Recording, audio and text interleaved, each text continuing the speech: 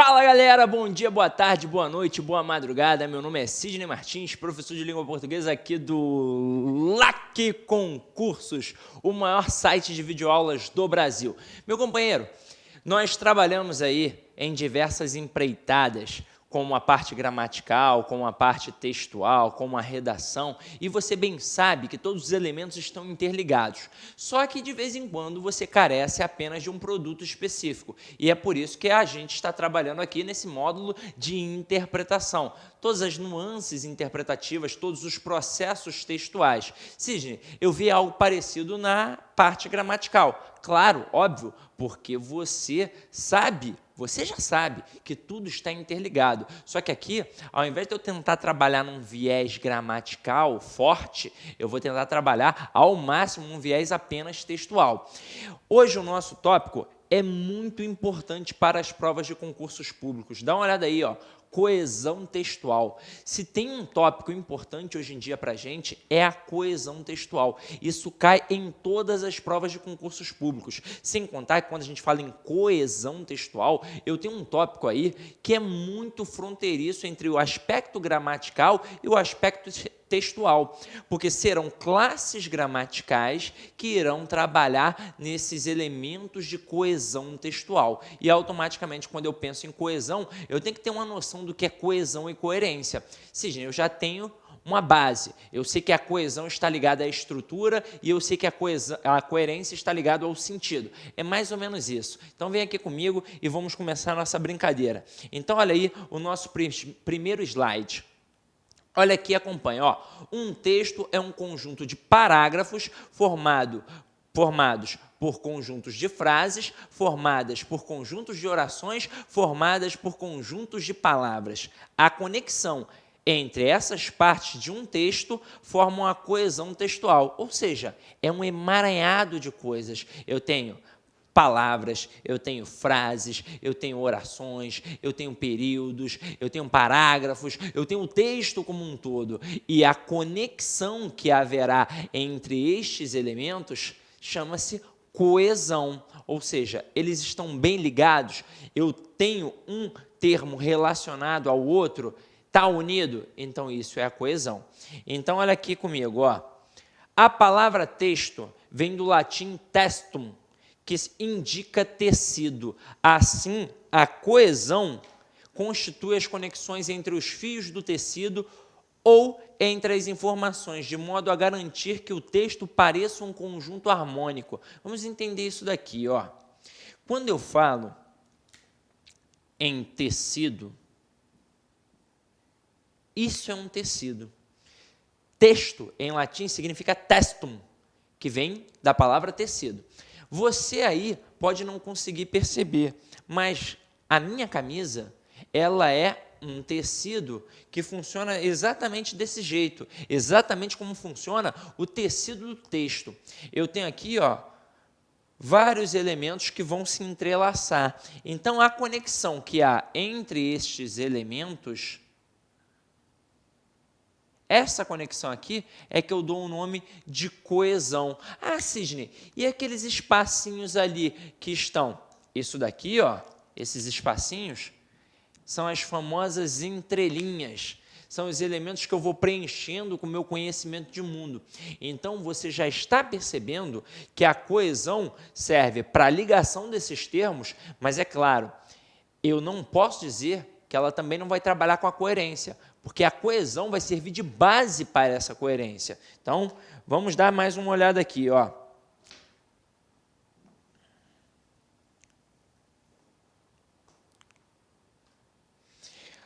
Olha o que eu peguei aqui para a gente poder trabalhar. Peguei um texto simples, um texto curto, para vocês poderem visualizar como é que funciona esse aspecto de coesão e de coerência. É claro que se a gente fosse pegar numa escala bem ampla, eu poderia dizer que a coerência é mais importante que a coesão, porque, afinal de contas, se faz sentido, se está sendo entendido, então está tudo bem. Agora, é óbvio que a coesão, apesar de estar numa escala dita menor que a coerência, ela trabalha em prol da coerência. Então, vem aqui comigo para a gente poder entender isso. Ó. Eu marquei aqui algumas palavras desse texto para vocês perceberem como elas se relacionam a outras palavras. Então, olha aqui. Os alunos chegaram cedo, mas a porta da sala estava fechada. Decidiram, então, passar na secretaria, a fim de descobrir o que aconteceu. No caminho, os discentes encontraram a diretora, a qual lhes disse que o professor estava doente. Então, um texto curto. Agora, vamos ver como é que isso funciona. Então, vem aqui comigo. Ó. Os alunos chegaram cedo, mas a porta estava fechada. Então, olha o que aconteceu aqui. Aqui aconteceu uma ideia de adversidade, de oposição. Mas por que tem essa ideia de adversidade, de oposição? Então, o camarada ele chegou cedo ao curso, mas a porta estava fechada. Então, se a porta estava fechada, melhor fazer outra coisa, não é? Aí eles decidiram, então, passar na secretaria. Opa, os alunos chegaram cedo, mas a porta estava fechada. Eles vão ficar ali? Não. Diante disso, o que aconteceu? Eles decidiram, então, passar na secretaria. Então, aqui, ó, quem foi que decidiu? Os alunos. Então, esse verbo aqui, o decidiram, se remete à palavra alunos. Olha a conexão. Aí depois coloca um então, que dá uma noção de conclusão, porque eles chegaram a essa conclusão. O camarada chegou cedo ao curso, mas a porta estava fechada. O que está querendo dizer com isso? Ele conseguiu entrar? Não, ele não conseguiu entrar. Diante de tal situação, o que ele concluiu? O que ele decidiu? Ele concluiu que era melhor passar na secretaria, beleza? A fim de descobrir o que aconteceu. Então, quando ele se deparou com a porta fechada e decidiu ir à secretaria, porque ele concluiu que era a melhor coisa a fazer, ele foi com um intuito, com um objetivo, com uma finalidade. Então, este a fim de aqui, ó, indica finalidade. No caminho, os discentes... Opa, eu tenho um corpo docente e eu tenho um corpo discente. Quem são os discentes? Os discentes são os alunos. Encontraram a diretora, a qual, opa, aqui eu tenho um pronome relativo que faz referência a este termo anterior aqui, diretora, lhes disse que o professor estava doente. Então, a diretora disse que o professor estava doente a alguém, não foi? A quem? A eles. A eles quem? Aos alunos, mais uma vez. Então, o que a gente percebeu aqui? Nós percebemos que temos elementos que fazem referência e nós temos elementos que dão uma sequência de sentido. É por isso que eu tenho a coesão referencial e a coesão sequencial. Quem normalmente indica a coesão referencial? Os substantivos e os pronomes. E quem indica a coesão sequencial normalmente? As conjunções. Então, meu querido, se você quer caminhar e estar a um passo na frente dos candidatos, você tem que ter atenção aos pronomes e às conjunções. Depois eu vou te dizer quais são os principais pronomes e como é que você vai fazer também para poder entender de forma ampla as conjunções, tá? Agora, acredito eu que a noção de referência e de sequência de sentido, você já começou a entender. Quem deu a sequência de sentido aqui? O mais, o então, o a fim de. E quem trabalhou com as referências? Todos os outros elementos. Beleza? Tranquilo? Então, olha aqui agora. Deixa eu apagar aqui para não ficar poluído visualmente. Nas provas de redação, os candidatos são frequentemente penalizados por não empregarem palavras que marquem a transição entre duas ideias ou dois parágrafos distintos. Chegou um momento importante. Eu sempre digo a vocês que redação nada mais é do que uma interpretação ao contrário. E no nosso material aqui ficou bem claro.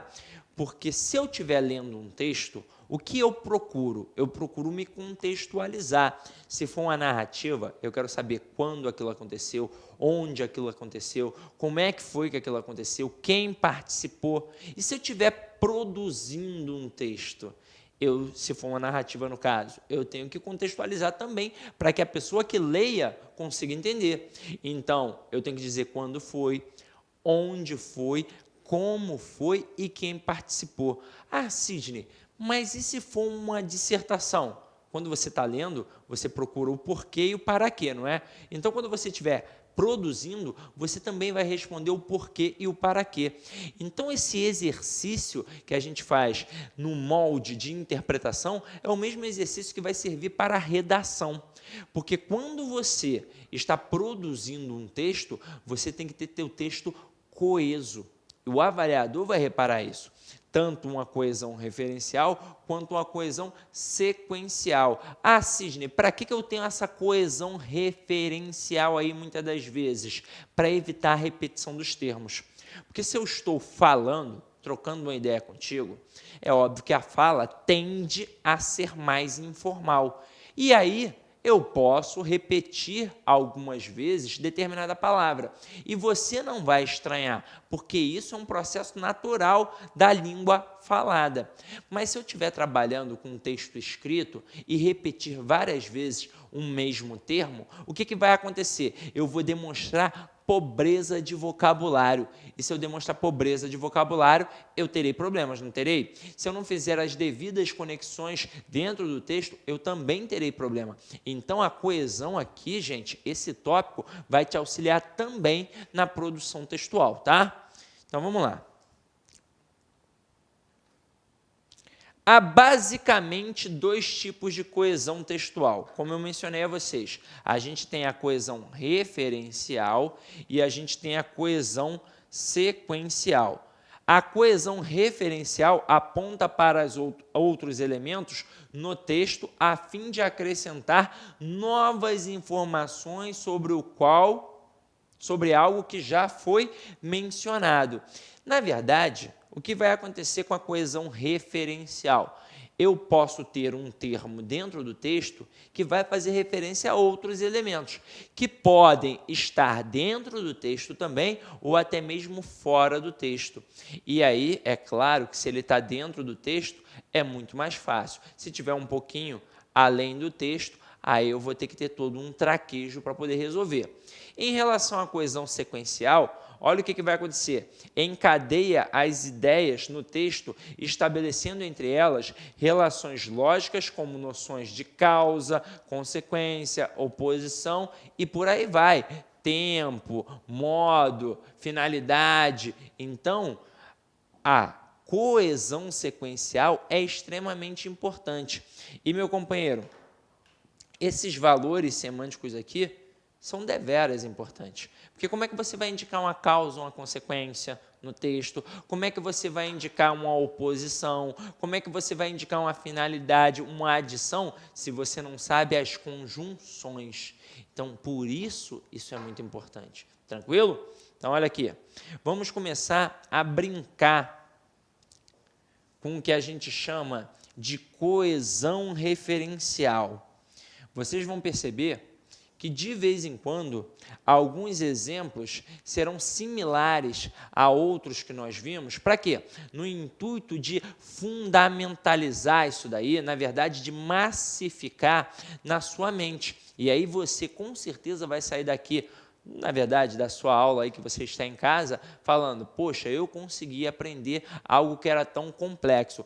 Mas caso ainda assim você tenha dificuldade, poxa, Sidney, eu senti um gostinho de quero mais, eu ainda fiquei com a dificuldade em tal exemplo, poxa, eu queria uma informação maior. Você tem toda a liberdade para falar comigo na internet, para me adicionar no Facebook, para falar comigo no e-mail. É claro que no Facebook o feedback, o retorno é muito mais rápido, porque a gente está sempre, né, mexendo ali no Facebook. Agora, quando é e-mail, aí muita gente manda e-mail, de vez em quando eu demoro um pouquinho a responder, mas eu com certeza vou te responder, tá? Então vem aqui comigo, ó.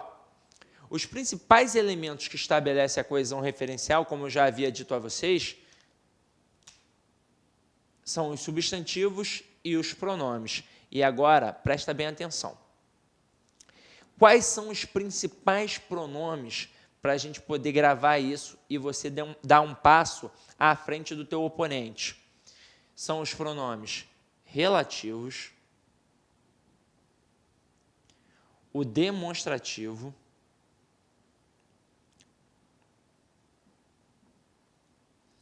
e o pronome pessoal. Se eu quiser esmiuçar, principalmente o pessoal oblíquo átono. Porque esses elementos vão sempre trabalhar. Poxa, Sidney, eu sei que tem 6 tipos de pronomes, não é verdade? É verdade. Mas esses 3 aqui sempre fazem referência. O pronome relativo sempre faz referência a termo anterior, o demonstrativo a termo anterior, a termo posterior e até mesmo a termo fora do texto.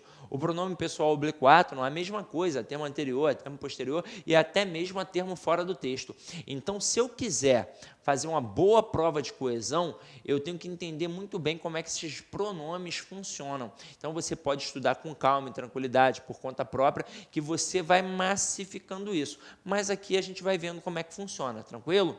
Ah, Sidney, na aula de coesão não ficou bem claro. Corre lá para a aula de gramática que vai ficar muito mais claro, tranquilo? Então, vem aqui comigo, ó. Maria trocou o relógio que seu pai lhe havia dado. O aparelho estava com defeito, então a vendedora logo substituiu o presente comprado por seu João. Então, olha aqui, eu procurei marcar todos os elementos de referência que vão se relacionar da mesma cor. Então, quando eu digo aqui, ó, Maria trocou o relógio que seu pai, esse pronome aqui está fazendo referência a quem? Esse pai é de quem? De Maria. Seu pai lhe havia dado. O pai, ele deu o quê? O relógio a quem? A Maria. Não é verdade? Então, aqui, ó, eu tenho um substantivo e aqui eu tenho 2 pronomes. Agora, o relógio. Este relógio aqui é um substantivo. E este que é um pronome relativo que faz referência a esse substantivo. Então, aqui, ó, Maria trocou o relógio. Que relógio? Que seu pai lhe havia dado. Beleza. O aparelho, que aparelho? O relógio. Estava com defeito. Então, a vendedora logo substituiu o presente comprado por seu João. Que presente é esse? O relógio. Aí, vamos lá. Eu tenho aqui o pai, que foi o camarada que deu o presente. E aqui no final, a gente fica com uma noção bem clara de quem é o pai da Maria. É o seu João. Então, aqui, ó, esse seu e esse João estão fazendo referência a quem? A pai, porque agora eu entendi quem é o pai da Maria. Então, vocês perceberam como esses elementos se relacionaram dentro do texto, como eles estão interligados, como isso foi perfeito? Então, isso daqui é coesão textual, meu companheiro. É a forma como as palavras vão se interligando, como as orações estão entrando em conexão, como um período entra em conexão com o outro. Então, é a ligação de um termo a outro. E viram como eu não precisei ficar repetindo várias vezes o mesmo termo? Tranquilo? Então, vamos lá, ó. Vamos entender agora com nomenclaturas. Porque questão de referência, você faz a vida inteira. A vida inteira. Questão de referência, você faz a vida inteira. Agora, com nomenclatura, de repente, você não está habituado. Eu tenho os elementos endofóricos e pode pegar aí no teu material, eu tenho os elementos esofóricos. O elemento endofórico, olha aqui, ó, endo.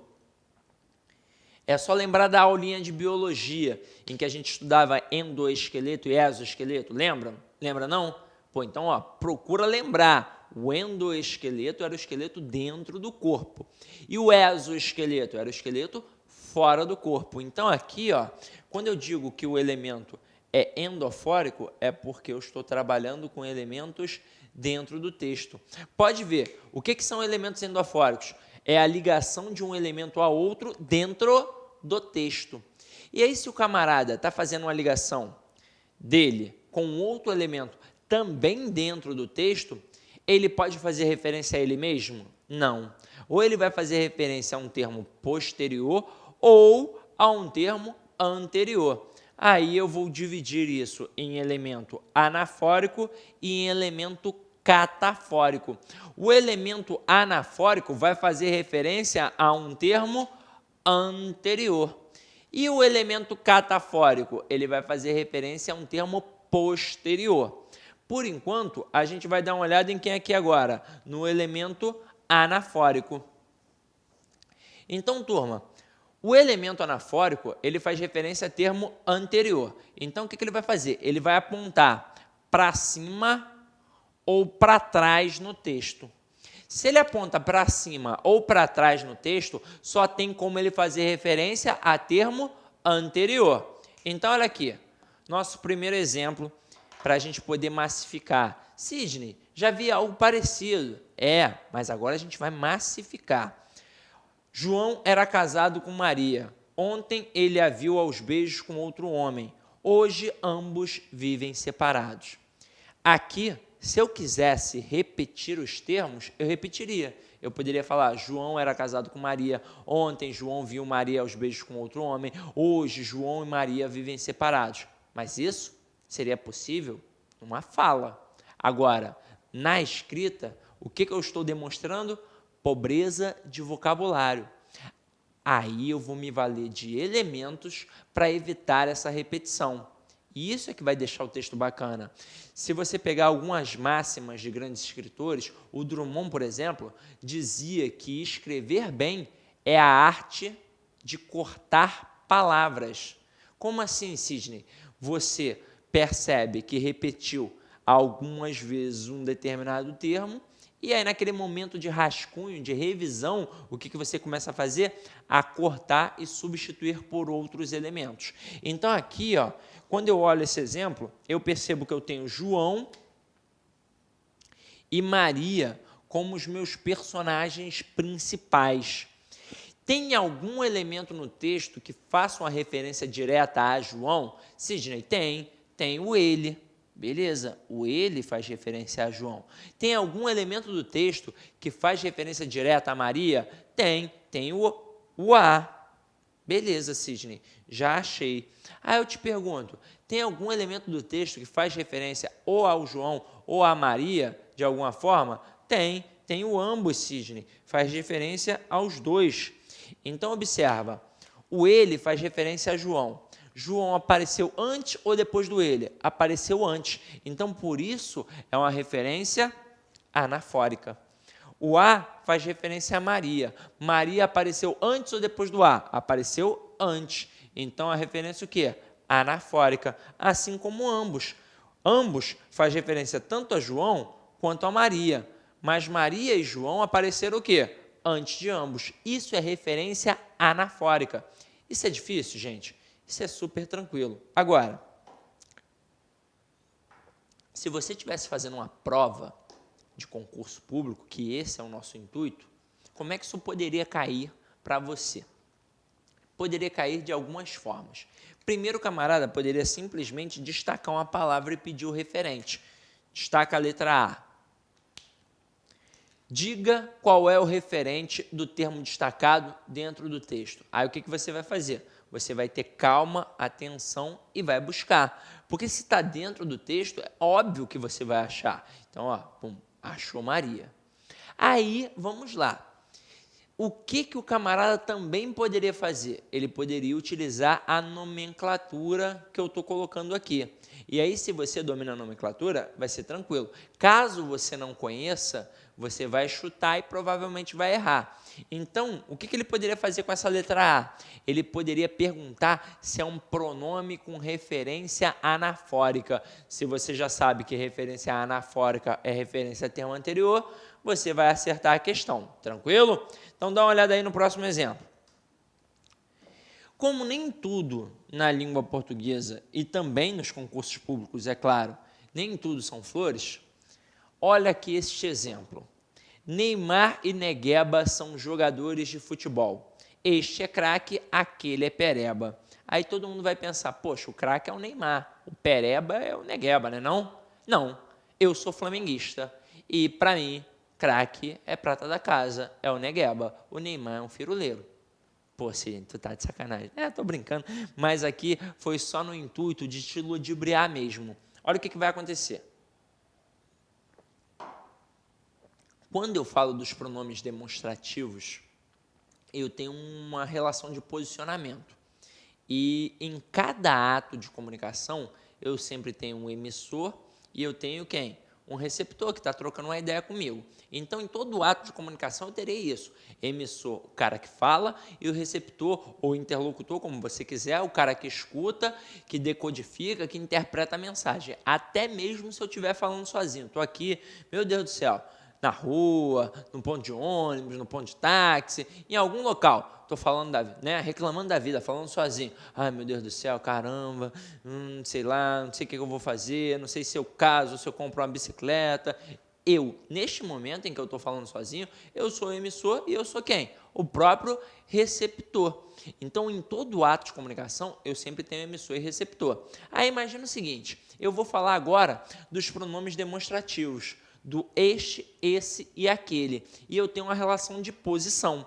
Quando eu utilizo o pronome este, é para um elemento próximo do emissor. Quando eu uso o esse, é para um elemento próximo do receptor. E quando eu uso o aquele, é para um elemento distante dos dois. Então, funcionaria como um este, primeira pessoa, esse, segunda pessoa e aquele, terceira pessoa, não é verdade? Então, vamos lá. Quem fala, com quem se fala e de quem se fala. Poderia funcionar nessa mesma perspectiva. Então, imagina o seguinte. Eu estou com esta caneta aqui na minha mão. Eu serei o emissor e você que está em casa será o receptor. Aí eu falo assim, ó, esta caneta é vermelha. Por quê? Porque está na minha mão, eu sou o emissor. Se eu der na sua mão, aí está aí, ó, na tua mão. Aí eu falo assim, ó, essa caneta é vermelha, porque agora está próximo do interlocutor. Beleza? Entenderam isso? Aí eu jogo longe, pá! Aí eu digo assim, ó, aquela caneta é vermelha. Então, próximo do emissor, esta caneta. Próximo do interlocutor, essa caneta. E distante, aquela caneta. O problema é que em provas de concursos públicos, o que o camarada acaba fazendo quando tem essa questão de referência de posicionamento em relação aos pronomes demonstrativos? Ele acaba utilizando sempre dois elementos. Só que se eu só tenho dois elementos, eu tenho um elemento mais próximo e eu tenho um elemento mais distante. Então, quando eu coloco aqui, ó, Neymar e Negueba são jogadores de futebol. Eu tenho dois personagens principais. Eu tenho o Neymar e eu tenho o Negueba. Este é craque, aquele é pereba. O este, ele não serve para falar do elemento mais próximo dentro do texto? Quem é o elemento mais próximo? É o Negueba. Ah, não, Sidney, aí no slide está o Neymar. Não, meu companheiro. Olha o que vai acontecer aqui. É num processo cursivo. Então, é como se o texto, ó, tivesse uma direção infinita. Então, eu vou seguindo, ó. Tá aqui, ó, no Negueba. Então, o Negueba é o elemento mais próximo do este. Então, o craque é o Negueba. Consequentemente, como aquele fala do referente mais distante, quem é o referente mais distante? É o Neymar. Então, aqui, ó, o pereba é o Neymar. Como isso poderia cair em provas de concursos públicos? De três formas. Então, o camarada poderia simplesmente destacar o aquele e pedir a você o referente do termo destacado. Aí você ia procurar e você ia acabar achando Neymar, porque está dentro do texto, é fácil de achar, é só ter calma e atenção. Agora, ele poderia utilizar a nomenclatura e perguntar se é um elemento que faz referência anafórica. Com certeza. Ah, faz referência catafórica. Catafórica é quando aponta para frente. Não, está errado. Então você sabe disso. Ou ele poderia dar uma floreada na questão, parecendo até uma questão de interpretação. Como assim, Sidney? Eu tenho a compreensão e eu tenho a interpretação. Eu vou mencionar isso com vocês diversas vezes. A compreensão é algo que está dentro do texto. Dentro. Isso significa que se eu procurar, eu vou achar. Tanto é que as questões de compreensão textual, elas têm um comando muito similar. É segundo texto, segundo linha tal, segundo parágrafo tal, segundo termo tal. O que eu preciso para poder responder questões assim? Eu preciso ir lá, onde a questão está me mandando. Linha tal, parágrafo tal, termo tal. Só que se a questão de compreensão está dentro do texto, eu vou achar, é só ter calma e atenção. Quando fala de interpretação, é algo que vai além do texto. Então, isso significa que eu tenho que ter um bom conhecimento de mundo. Bons livros, bons filmes, boa música, viagens. Ah, sim, ferrou então. Porque eu não li, eu não vejo bons filmes, eu não li bons textos, eu não fiz viagens, eu sento e choro? Não, meu companheiro. A tua experiência empírica também faz toda a diferença. Quanto mais você vive, mais experiência você vai adquirindo. E se você sabe que você precisa adquirir uma leitura para ter um bom conhecimento de mundo, corre atrás, vai lendo. Os próprios textos das provas de concursos públicos são textos maravilhosos, que com certeza vão despertar sua curiosidade e vai, é óbvio, te auxiliar aí na aquisição de conhecimento. Agora, vem aqui comigo. O camarada poderia fazer assim, ó. Dentre os personagens apresentados no texto, qual é aquele que se caracteriza por ser um péssimo jogador de futebol, ou seja, um pereba? Poxa, quem é que vai ser? É o Neymar. Nas 3 questões, o que eu apenas fiz? Busquei o referente do termo aquele. Então, turma, isso é referência textual. Então, o este faz referência a Negueba, que apareceu antes, e o aquele faz referência a Neymar, que também apareceu antes. Então, referência anafórica. É claro que no dia da prova, um termo pode estar na linha 3 e o referente só na linha 7, na linha 8, na linha 9. Para quê? Para tentar dificultar a tua compreensão. Mas se você tiver calma e atenção, você consegue responder, tranquilo? Agora, vamos mudar de batida. Eu tenho o elemento catafórico. Ele vai fazer sempre referência a termo posterior. Então, ele vai apontar para frente e para baixo no texto. Se ele aponta para frente e para baixo no texto, só tem como ele fazer referência a termo posterior. Então, olha aqui comigo. Ele jurou aumentar o salário dos professores. O prefeito Eduardo Paes. Ficou só na jura, né? Para com isso, Sidney. Dudu é gente boa pra caramba. Vem aqui comigo, ó.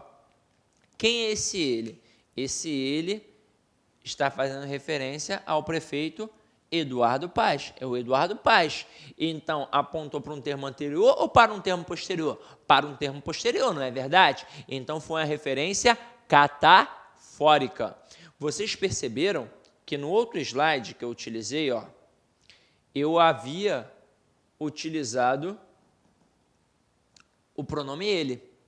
Então, como eu já tinha utilizado o pronome ele, você deve estar pensando, poxa, não depende do contexto, não? Como é que vai funcionar? Não é um tipo específico? Não, tanto faz. Se eu tenho o ele, este ele pode apontar para um elemento anterior, para um elemento posterior e até para um elemento fora do texto. Eu tenho que observar ali como é que ele está funcionando, qual é a intenção. Então, aqui, ó, não há um tipo de pronome específico para sempre ser trabalhado de tal forma. Eu tenho que observar o texto, o contexto, para ver como é que está funcionando, tranquilo? Então, aqui, ó, o ele aponta para o prefeito Eduardo Paes, que foi um termo posterior, consequentemente, uma referência catafórica. Olha o próximo. Dele eu só quero a pensão dos meus filhos. Romário. Esse dele está fazendo referência a quem?